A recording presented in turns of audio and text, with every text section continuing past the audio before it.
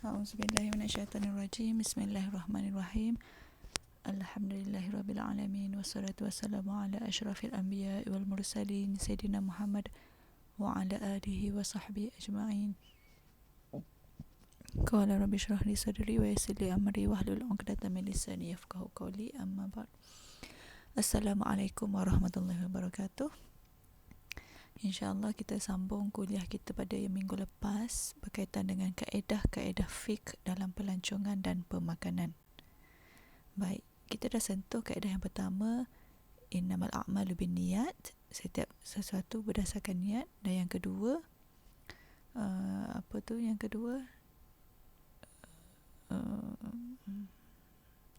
saya pun tak ingat apa yang kedua tu.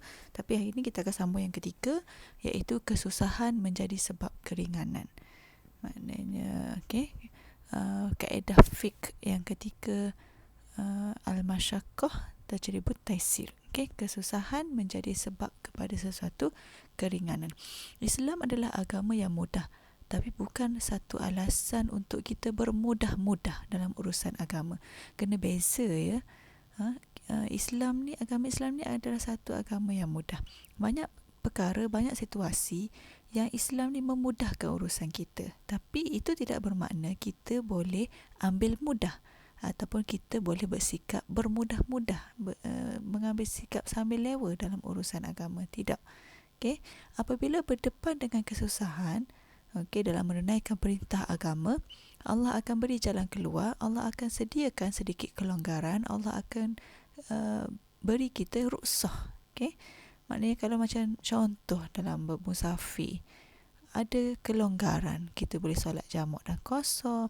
Kalau ibu mengandung letih, Allah bagi kelonggaran untuk kita, si ibu mengandung ni berbuka puasa, tak perlu berpuasa. Itu semua adalah satu kemudahan. Tapi bukan kita boleh ambil mudah dan kita nak buat sesuatu tu dengan alasan untuk kita bermudah-mudah. Itu tak boleh. Kemudahan ataupun keringanan yang disediakan oleh agama Islam adalah untuk memudahkan urusan kita kalau ada kesusahan. Jadi inilah yang menjadikan Islam sebagai agama yang realistik, satu agama yang relevan untuk setiap zaman, untuk setiap tempat, untuk semua orang. Jadi dalil Islam adalah satu agama yang mudah adalah kita boleh tengok dalam surah Al-Baqarah ayat 286 yang bermaksud Allah tidak membebankan seseorang kecuali apa yang terdaya untuknya. La yukallifullahu nafsan illa wus'aha. Allah tidak akan membebankan kita kecuali apa yang kita terdaya untuk buat. Jadi kalau rasa macam contoh cabaran belajar di musim ODL secara maya, kalau rasa stres dan sebagainya, kita rasionalkan balik pemikiran kita bahawasanya Allah tidak akan bebankan kita kecuali dengan apa yang kita mampu. Jadi apa yang kita rasa susah, maknanya itu Allah dah tahu itu kita mampu sebenarnya. Manusia hanya dibebankan dengan perkara yang mampu dilakukan. Nabi tak suka bebankan umatnya hatta dalam urusan bersugi semasa wuduk itu, atau bersugi macam gosok gigi lah.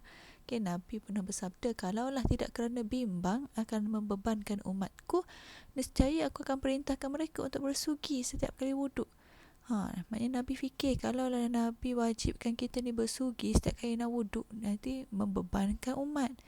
Jadi Nabi tak wajibkan, Nabi galakkan dan benda tu menjadi sunat. Jadi Nabi memilih yang paling mudah selagi tidak berdosa.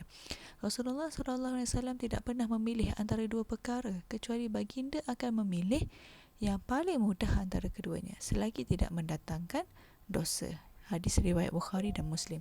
Ini menunjukkan bahawa Islam ini memang satu agama yang mudah, tapi bukan alasan untuk kita mengambil mudah dan bersikap bermudah-mudah. Pernah faham molek ya? Jadi penyebab untuk seseorang diberikan keringanan ada banyak lah. Macam yang dah sebut tadi, seperti musafir. Kalau sakit boleh tayamum, boleh solat dalam keadaan duduk, baring, bahasa isyarat. Kalau kita dalam keadaan dipaksa, ada keringanan. Maknanya kalau dipaksa minum arak, dipaksa buat benda-benda yang haram, maka Islam mengharuskan untuk kita buat benda tu sebab kita dalam keadaan terpaksa, kalau boleh mengancam nyawa dan sebagainya. Kalau jahil, dimaafkan. Kalau baru masuk Islam, tak ada orang nak ajar agama tapi buat benda yang dosa, dimaafkan. Okay, kalau kekurangan, okay, kekurangan seperti apa? Kalau gila, okay, dimaafkan lah sehingga kembali siuman. Kalau masih lagi umur kanak-kanak, dimaafkan, buat apa-apa pun. Nanti balik baru dipertanggungjawabkan. Kalau yang tertidur, dimaafkan. Tak solat subuh, bukan sengaja tidur tapi tertidur. Tak solat zuhur, tertidur, dimaafkan sehingga terjaga. Tapi kena gantilah. Okay. Kekurangan tenaga atau tempat, contohnya dikebumikan jenazah masa tsunami yang ramai dalam satu kubur.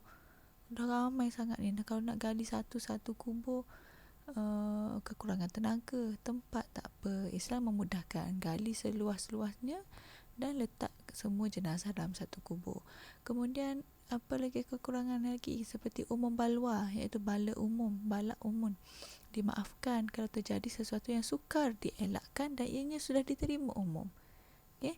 Contohnya sisi ikan yang melekat di anggota wuduk, orang yang bekerja sebagai penjual ikan, dia tu memang kerjaan dia. Kalau dia dah teliti buang semua sisi ikan, tiba-tiba dah semayang, ada lagi satu, itu dimaafkan. Membalwa, maknanya benda yang sesuatu yang suka dielakkan, memang itu pekerjaannya berkait dengan ikan, okay? Ataupun kesan cat yang melekat pada tubuh orang yang bekerja sebagai tukang cat. Tapi bukan bermakna boleh bermudah-mudah.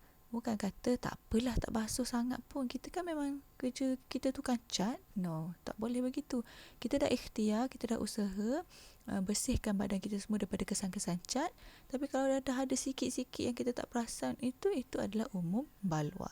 Okay?